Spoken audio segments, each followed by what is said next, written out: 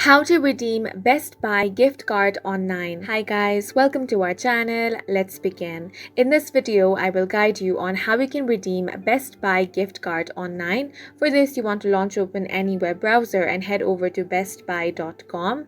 Now, make sure to sign into your account. After this, you want to explore the website and add the items you want to purchase in your cart. After that, tap on this cart icon. Now you want to select either delivery or pickup, then tap on the continue option. After this, you will have to enter your shipping address. So go ahead and enter your contact information and address. After you have entered all these details, tap on the continue option. Now it will land you to the payment section. Here you have the use a gift card option. Tap on that. Now you will have to enter your gift card number here.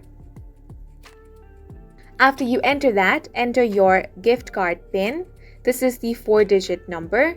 Now remember that gift cards cannot be combined with Best Buy financing and you can apply up to 2 gift cards per order. Now tap on the apply option. If the details you have entered is correct, it will be successfully applied. After that, you can select a payment method and then proceed to checkout, and in this way you can redeem Best Buy gift card. And that's it for this video. If you found it helpful, please make sure to hit the like button and subscribe for more videos like this.